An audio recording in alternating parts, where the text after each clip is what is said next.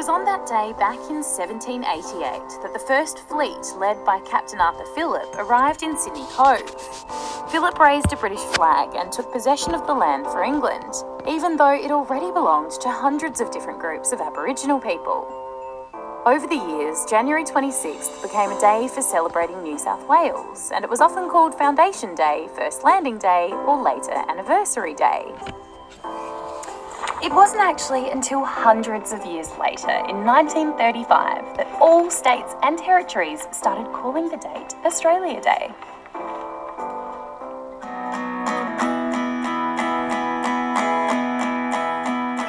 Decades later, in 1988, Australia marked 200 years since the arrival of the first fleet on January 26th, with massive events in all major cities.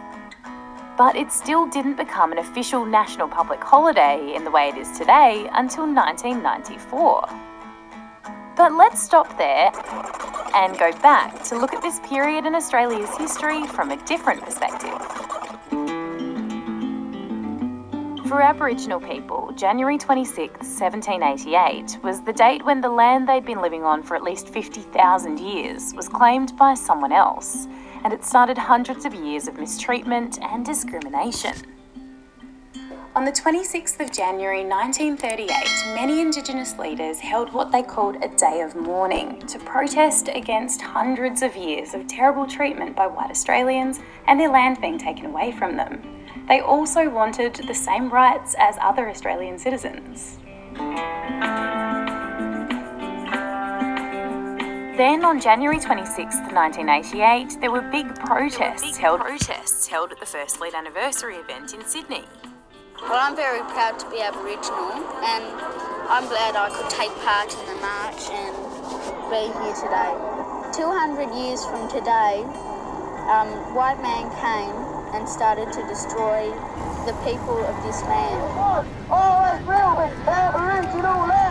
Around then, some Indigenous Australians started calling Australia Day Invasion Day, and protests like this continued to happen each year on January 26th, all the way up to this year.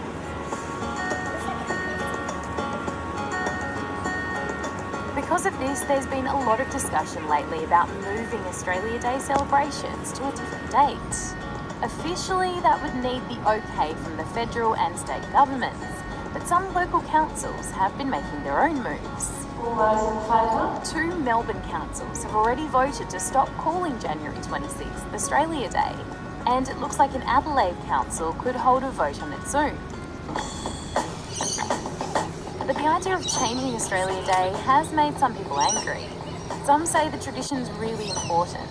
Others reckon January 26th isn't actually about the First Fleet anymore, but coming together to celebrate our country as it is now. Which includes welcoming new citizens and celebrating all the different parts of our culture. The PM said he's disappointed by the push to change it, and that Australia Day will stay as it is while he's in charge. So what do you think? I think it'd be a good idea to move up to a day that the Aboriginals actually like a bit better maybe, or like a day that's happier for them. I think it's a good choice because then it could be a day rather than being celebrated about when people first arrived and colonized Australia. It could be a day about celebrating everyone having equal rights and being given the same opportunities. For years it's been an Australian tradition to have Australia Day on this day, and I think if we move it then it might lose a bit of its charm that it's had. We need to all come together and unite in unity and be happy with Australia and not just part of Australia.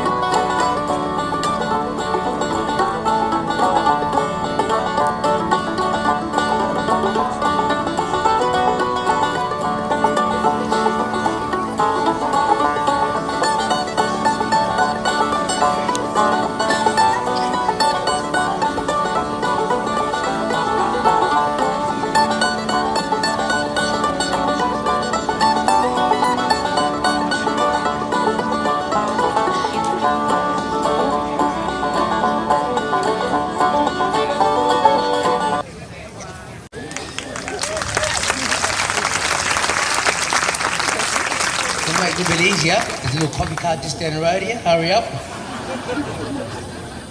I believe they're pretty fast here. Well, thank you very much. We don't have time to explain our body paints through the show today, but the white paint represents the inner spirit of our native totem. The native totem is part of our law system, and we connect to that animal, the inner spirit. And the colours that we wear, red, is for that blood, that connection to that animal, and also to Ninglana, Mother Earth. And so we wear those colours for our ceremony. It's part of that law, with that word respect. That word respect to Aboriginal people is very, very important.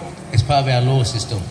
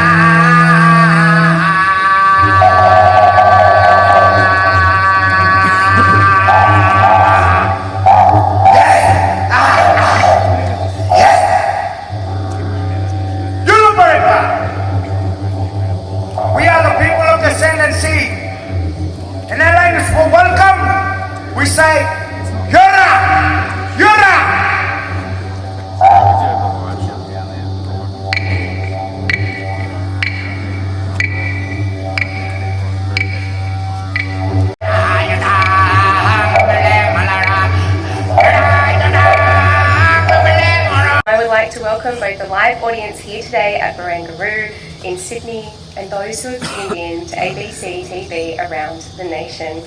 It's a pleasure to stand with my mob today, my First Nations communities, as a proud Gunai woman on Gadigal lands, and to honour the resilience and strength of our continuation for 60,000 plus years.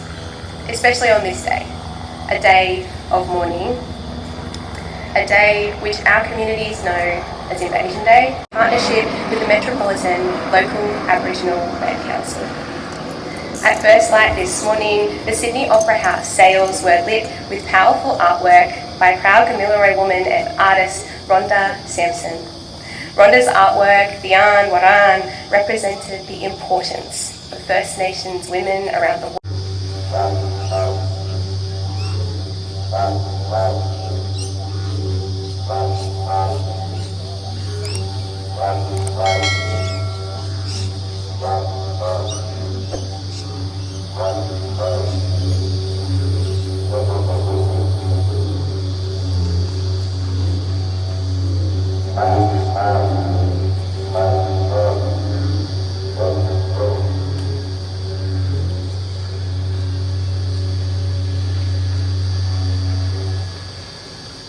Which later became known as the Lachlan and of the Murrumbidgee rivers.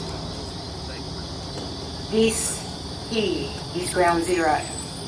There aren't any proven traditional owners, and I am a representative and also the elected Deputy Chairperson of the Metropolitan Local Aboriginal Land Council, who are the culture authority under the Aboriginal Land Rights Act for the land and